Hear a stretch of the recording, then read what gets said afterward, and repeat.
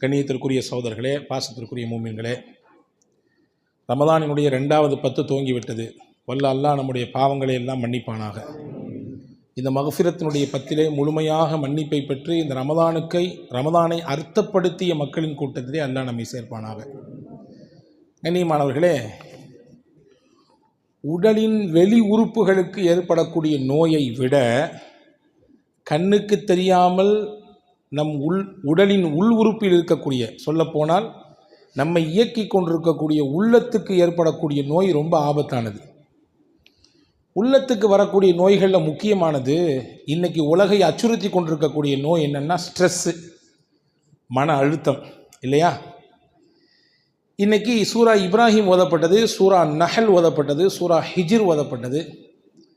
இதிலே ஒரு இடத்துல அல்லாஹு தஆலா அந்த ஸ்ட்ரெஸ்ஸுக்கு தீர்வு சொல்கிறான். உலகத்தில் இன்னைக்கு நோயினுடைய பிறப்பிடம் எது என்று நீங்கள் மருத்துவரிடத்தில் கேட்டால் மூல காரணமாக ஸ்ட்ரெஸ்ஸை தான் சொல்கிறார்கள். மற்ற நோயெல்லாம் அடுத்து சொல்லப்போனால் பல நோய்களினுடைய பிறப்பிடமே இதுதான். இதிலிருந்து எப்படி வெளியே வர்றது, இதுக்கான தீர்வு என்ன, அதுதான் குர்ஆன் சொல்ல போகுது. இன்னைக்கு 2-3 வசனங்களிலே அல்லாஹ் சொல்லுகிறான். அதற்கு முதலாவதாக ஸ்ட்ரெஸ்ஸுக்கான காரணிகளில் ஒன்று நாம் புரிந்து வைத்திருக்கிறோம். நமக்கு தெரியும், ஊருக்கு எவ்வளவுதான் உண்மையாக இருந்தாலும் ஏன் என்னையை பார்த்து இப்படி பேசுகிறாங்க மக்கள் அப்படின்னு நினைக்கிறோம். நம்ம எவ்வளவுதான் நன்மை செஞ்சாலும் ஏன் நம்மளை குறை சொல்லிகிட்டே இருக்கிறாங்க, நம்மளை ஏன் விதவிதமாக விமர்சனம் பண்ணுறாங்க அப்படின்னு நம்ம நினைக்கிறோம். குடும்பத்துக்கு சொல்லப்போனால் நம்ம பாஷையில் சொல்கிற மாதிரி இருந்தால், கொஞ்சம் வார்த்தை தடித்தாக இருந்தாலும் ஏற்றுக்குங்க. குடும்பத்துக்கு மாடாக உழைச்சாலும் குடும்பத்தில் யாரும் நம்மளை இப்படி உதாசீனப்படுத்துகிறாங்களே சொந்தங்கள் என்று நினைத்து வருத்தப்படுகிறோம். இதுவே நாளடைவில் ஒரு மன அழுத்தமாக மாறுகிறது. அன்பு சகோதரர்களே, விமர்சனங்களும் குறைகளும் நம்மை நோக்கி வரக்கூடிய குற்றச்சாட்டுகளும் இது இயல்பு, இதுதான் இயல்பு என்பதை, வாழ்க்கையின் யதார்த்தத்தை நாம் உள்வாங்கிக் கொள்ள வேண்டும். காரணம் என்னவென்றால், அல்லாஹ் இன்று ஓதப்பட்ட வசனங்களில் ஒரு வசனத்திலே சொல்கிறான், நபியே எனக்கு தெரியும், வலகத் நஅலமு அன்னக யதீகு ஸதுருக பிமா யகூலூன், நபியே உங்களை பற்றி இந்த மக்களெல்லாம் பேசிக்கொண்டிருக்கக்கூடிய அந்த பேச்சு, அந்த வார்த்தை உங்கள் உள்ளத்தை எவ்வளவு தூரம் காயப்படுத்தியிருக்குது அப்படிங்கிறது எனக்கு தெரியும். அப்படின்னா என்ன சொல்ல வர்றான் அல்லாஹ், நபியே இவங்க பேசுகிறாங்க, இவங்க விமர்சிக்கிறாங்க, இவங்க உங்கள் மேலே குறை சுமத்துறாங்கன்றதுக்காக வேண்டி நீங்கள் வருத்தப்படுறீங்க. எனக்கு தெரியும், அது நான் புரிஞ்சிருக்கிறேன். யாரெல்லாம் உங்களை விமர்சிக்கிறாங்களோ, யாரெல்லாம் உங்கள் மீது குற்றச்சாட்டு வைக்கிறாங்களோ அவங்களுக்கெல்லாம் நான் போதுமானவன் அப்படின்னு சொல்லிட்டு அல்லாஹ் தீர்வு சொல்கிறான். நீங்கள் என்ன செய்யணும், உங்களுடைய இலக்கு என்ன, உங்களுடைய கோல் என்ன, அதை அல்லாஹ் சொல்கிறான். அதுதான் கடைசி நான் சொல்ல போகிறேன் உங்களுக்கு. அன்பர்களே, புரிந்து கொள்ளுங்கள், உலகத்திற்கு நல்லதை செய்ய வந்தவர்கள் நபிகள் நாயகம் ஸல்லல்லாஹு அலைஹி வஸல்லம். இதில் ஏதாவது சந்தேகம் இருக்கா? உலகத்துக்கே நன்மை செய்ய வந்தவங்க. நம்ம ஊருக்கோ வீட்டுக்கோ ஒரு மஹல்லாவுக்கோ அல்லது ஒரு குறிப்பிட்ட இடத்துல தான் நம்ம நன்மை செய்யணும்னு நினைக்கிறோம். உலக மொத்தத்துக்கு நன்மை செய்ய வந்தாங்க முஹம்மது ஸல்லல்லாஹு அலைஹி வஸல்லம். அவங்க மேலேயே குற்றச்சாட்டு வச்சாங்க, அவங்களையே பல்வேறு விமர்சனத்துக்கு உட்படுத்தினார்கள். பாருங்கள், நம்மெல்லாம் கேள்விப்பட்டிருப்போம் ஒரு நிகழ்ச்சி. ஸல்லல்லாஹு அலைஹி வஸல்லம் நடந்து போயிட்டு இருக்காங்க தெருவில். ஒரு வயசான அம்மா தலையில் மூட்டை முடிச்சுக்களை தூக்க முடியாமல் தூக்கிட்டு போது, என்னமோ தெரியல, ஊரை விட்டு அந்த அம்மா காலியாகிறது போல தெரியுது. ரசூலுல்லாஹ் பக்கத்தில் போய் அந்த சுமையை வாங்கி தான் சுமையாக சுமத்தாங்க, தலையில் தூக்கி வச்சு சுமந்துக்கிட்டே போகிறாங்க. உனக்கு ஏன்பா வீணு வம்பு, நானே தூக்கிக்கிறேனே. இல்லைம்மா, உங்கள் சிரமத்தில் நான் பங்கெடுக்கணும்னு ஆசைப்பட்றேன், ஏதோ உங்களுக்கு மனக்குறை, அதனால தான் ஊரை விட்டு காலி பண்ணுறீங்க போல தெரியுது, நீங்கள் விருப்பப்பட்டீங்கன்னா என்னன்னு என்று சொல்லலாம். அந்த அம்மா சொன்னாங்க, இல்லைப்பா, அந்த ஊரில் யாரோ முகமதுன்னு ஒருத்தர் இருக்கார், அவர் முன்னாடி உள்ள தெய்வங்க நாங்கள் வணங்கிட்டு இருந்த தெய்வங்கள்லாம் இல்லை, பொய்ன்னு சொல்லி பேசுகிறாரு, அவர் அப்படி இப்படின்னு முகமது நபியிடத்திலேயே முகமது நபியை பற்றி குற்றச்சாட்டு வைக்குது. அப்படியான்னு கேட்டுக்கிட்டே ரசூலுல்லாஹ் போகிறாங்க. ஒரு குறிப்பிட்ட தூரம் வந்தது, எல்லை வந்தது, அந்த பெண்மணியை அங்கே இறக்க வேண்டும் என்ற நிலை. இதோடு போதும்பா, நான் போய்க்கிறேன் அப்படின்னு சொல்லி அந்த அம்மா முகமது நபி இடத்தில் சொல்ல, எதுவுமே பேசாமல் தலையில் இருந்த சுமையை இறக்கி வைத்து கொடுத்து திரும்ப கிளம்பினார்கள். இப்பொழுது அந்த பெண்மணி கேட்டாள், அந்த தாய் கேட்டது, நீ யாருப்பா, இம்புடு நல்லவனா இருக்கியே, இவ்வளோ நேரம் எந்த முகமதை பற்றி நீங்கள் வசைபாடி திட்டி விமர்சித்து குறை பேசினீர்களோ அந்த முகமது நான் தான். கண்ணிலிருந்து மழை என்று தண்ணி, இப்படி ஒரு நல்லவரையா இந்த ஊரும் உலகமும் இப்படி பேசி கொண்டிருக்குது. எம்பிட்டு நல்லவராக இருக்கிறீங்க நீங்கள். ஏங்க யதார்த்தத்தை பாருங்க. நமக்கு முன்னாடியே ஒருத்தர் நமக்கு மேலே பல்ல போயிட்டு ஏற்றுக்கோமா? ஒன்றுக்கு அவர் 4 வார்த்தை பேசினா ஒரு வார்த்தையாவது பதில் நம்ம சொல்ல மாட்டோம். யதார்த்தம் அதுதானே. ஆனால் ஸல்லல்லாஹு அலைஹி வஸல்லம் பதிலே சொல்லலை. அவங்களுடைய செயல்தான் அந்த பெண்மணிக்கு மனமாற்றத்தை கொடுத்தது. நான் என்ன சொல்ல வர்றேன், உலகத்துக்கே நன்மை செய்ய வந்த முகமது நபியையும் இந்த ஊரும் உலகமும் குறை பேசியதை விமர்சித்தது. எந்த மாதிரிலாம் விமர்சித்தது? குர்ஆன் சொல்லுகிறது, முஹம்மத் அவர் நவுதுபில்லா, அல்லாஹ் பாதுகாக்கணும், அவர் சூனியக்காரர் என்று சொன்னது. முஹம்மத் அவர் ஒரு கவிஞர், அவருக்கெல்லாம் வஹீலாம் வரல, கவிதையை பேசிட்டு இருக்காரு அப்படின்னு சொன்னது. இன்னொரு இடத்திலே கொஞ்சம் எல்லை மீறி சொன்னார்கள், முஹம்மத் அவர் ஒரு பைத்தியக்காரர் என்று சொன்னார்கள். முஹம்மத் அவர் ஒரு பொய் பேசக்கூடியவர், பொய்யர் என்று குற்றச்சாட்டு வைத்தார்கள். இது எல்லாத்தையும் தாங்கிக்கோங்க என்று அல்லாஹ் சொல்றான். எனக்கு தெரியும் உங்களுக்கு ரொம்ப வருத்தம் இருக்குது, மனம் வலிக்குது அப்படிங்கிறது எனக்கு தெரியும். இருந்தாலும் நீங்க ஏத்துக்குங்க, உங்களுடைய பணியிலே எந்த தொய்வும் இதனால் வந்துவிட வேண்டாம். உங்களை குறை பேசுறாங்க, விமர்சிக்கிறாங்கன்றதுக்காக வேண்டி அதை நீங்க மனசுல போட்டு வச்சுக்கிட்டு உங்களுடைய இயல்பான பணிக்கு அதை நீங்கள் தடைக்கற்களாக வைத்துக் கொள்ளாதீர்கள். தொடர்ந்து போய்கொண்டே இருங்கள். உமர் ரலியல்லாஹு எப்போ இஸ்லாத்தை வந்தாங்க தெரியுமா? நமக்கெல்லாம் தெரியும். அவங்க தங்கை, அவங்களுடைய மச்சான் குர்ஆனை ஓதிட்டு இருந்தாங்க, வாழை எடுத்துட்டு வெளியே போனாங்கன்னு பல தடவை அந்த நிகழ்ச்சியை கேள்விப்பட்டிருப்போம். ஆனால் அதுக்கு முன்னாடி ஒரு நிகழ்ச்சி இருக்குது. உமர் ரலியல்லாஹுடைய மனசில் ஒரு சின்ன ஒரு அசைவை கொடுத்த நிகழ்ச்சி. என்ன நிகழ்ச்சி? உமர் ரலியல்லாஹுக்கே முகமது நபி மீது விமர்சனம் இருந்தது. உமர் ரலியல்லாஹுக்கே இருந்தது. நபிகள் நாயகம் ஸல்லல்லாஹு அலைஹி வஸல்லம் மஸ்ஜிதுல் ஹரம் பள்ளிவாசலிலே ஒரு இடத்துல நின்று தொழுதுட்டு இருக்காங்க. வேக வேகமாக வந்த உமர் அந்த இடத்த கிராஸ் பண்ணி போகும்போது அவருக்கு ஒரு சிந்தனை, இந்த நிற்கிறாரா இந்த மனுஷனா, சரி என்னதான் சொல்லிட்டு இருக்கான்னு பார்க்கலாமே என்று போய் அவர் பக்கத்தில் போய் நின்றுக்கிட்டாங்க. நபிகள் ஸல்லல்லாஹு அலைஹி வஸல்லம் குர்ஆனுடைய வசனங்களை ஓதி கொஞ்சம் சத்தமாகவே தொழுகிறாங்க. அப்போ உமர் கல்புல நினைக்கிறாங்களா, ஒரு பெரிய கவிஞராக இருப்பாரோ, ஒரு பெரிய புலமை பெற்ற கவிஞராக இருப்பாரோ என்று நினைத்தார் உமர் ரலியல்லாஹு அன்ஹு. நினைத்தவுடன் கொஞ்சம் லைட்டான சப்தத்தில் ஓதிட்டு இருந்த முகமது ரசூலுல்லாஹ் சத்தத்தை கூட்டி ஓதுனாங்க. வமா ஹுவ பிகௌலி ஷாயிர், முகமது அவர்கள் கொண்டு வந்திருக்கக்கூடிய இந்த வேதம் இருக்கிறதே இது கவிதை கிடையாது.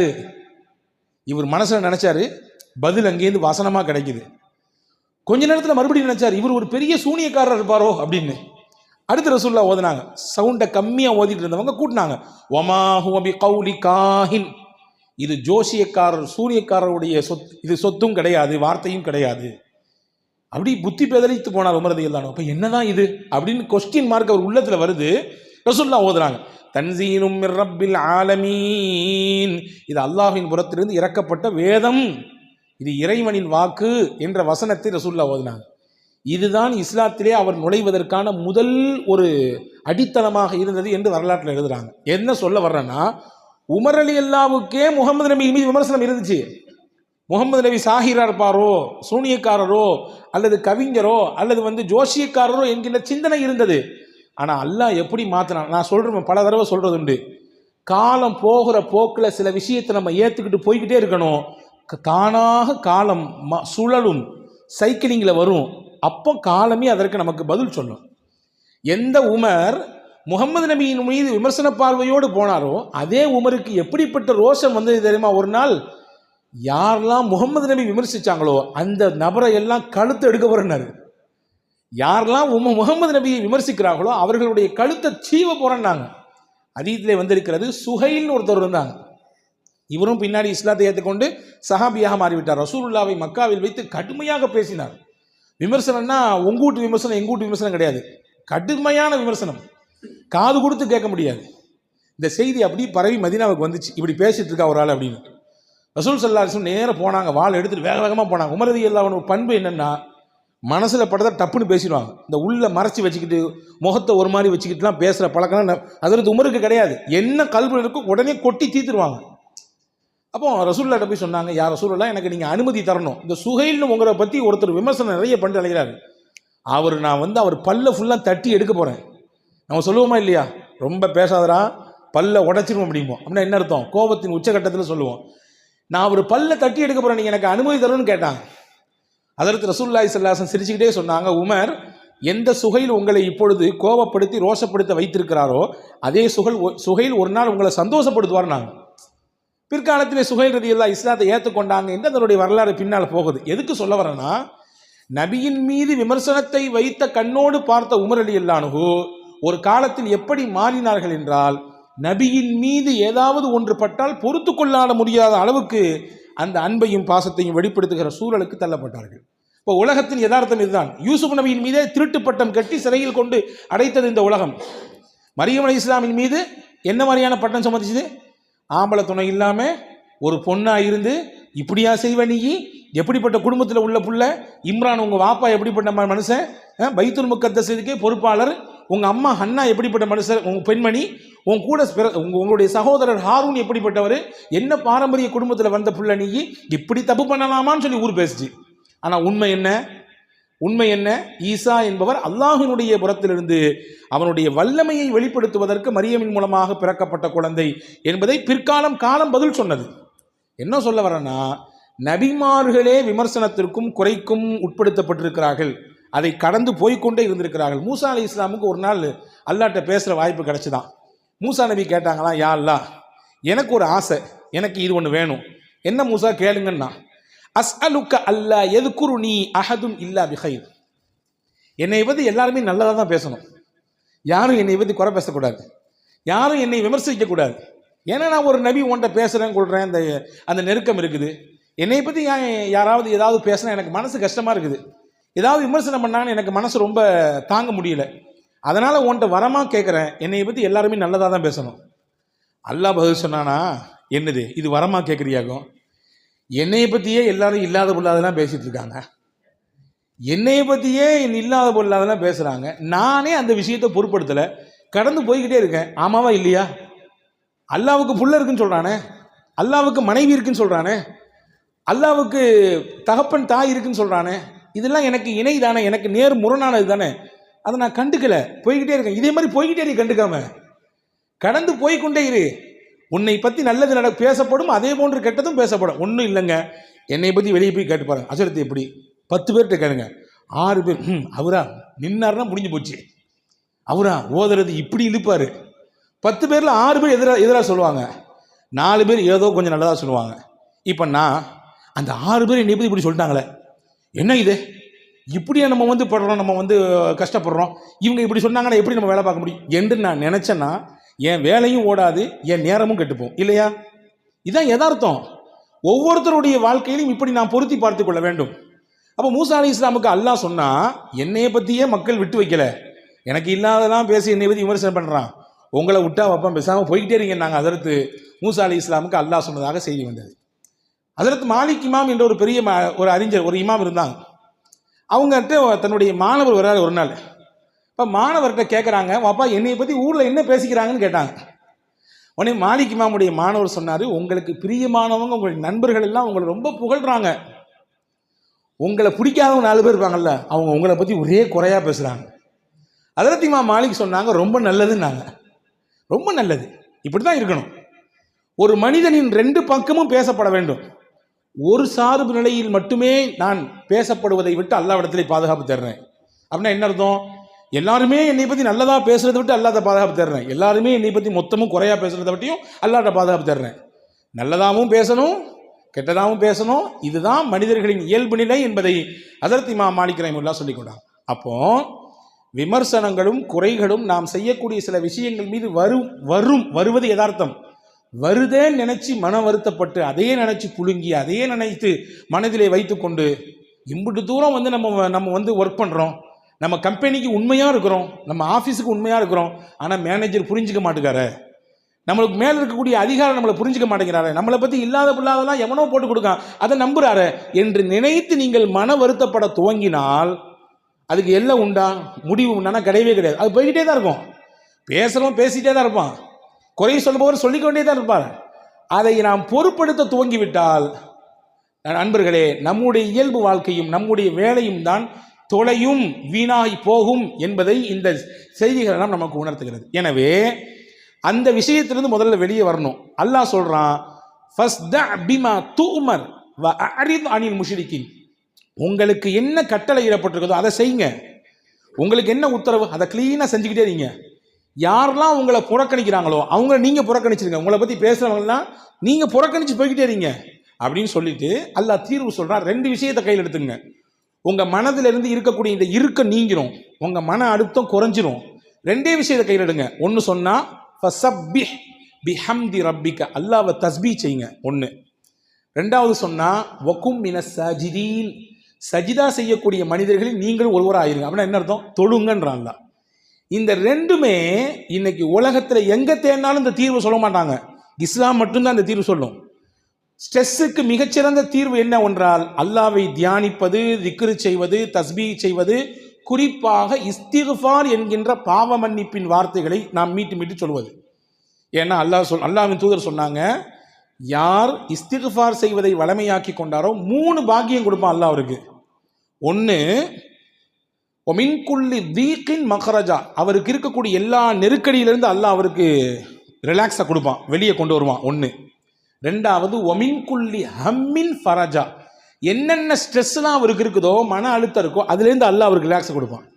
மன அழுத்தத்தை விட்டு நீங்குவதற்கு மிகச்சிறந்த வழியாக அருமை நாயகம் ஸல்லல்லாஹு அலைஹி வஸல்லம் கற்று தந்தாங்க, அல்லாஹ்ட்ட இஸ்திக்ஃபார் செய்யுங்க, அஸ்தக்ஃபிருல்லாஹ் சொல்லுங்க. உங்கள் பாவத்தின் கடந்த காலத்தை நினைத்து அந்த பாரத்தை எல்லாம் அல்லாஹ்வின் சன்னிதானத்திலே கொட்டி நான் உன்னிடத்திலே மன்னிப்பு தருகிறேன் என்று சொல்லுங்கள்.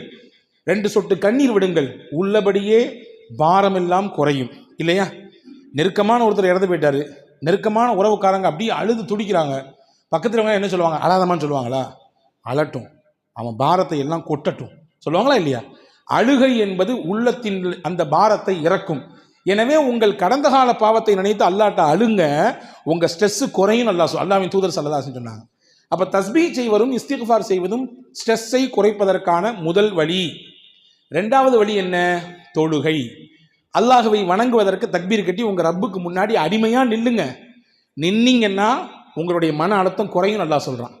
ஆமாம், குறையும். அன்பு சகோதரர்களே, நாம் வெறுமின்ன ரமலானினுடைய தொழுகையாளிகளாக இருக்கக்கூடாது, எப்பொழுதுமே தொழுகையாளிகளாக இருக்க வேண்டும்.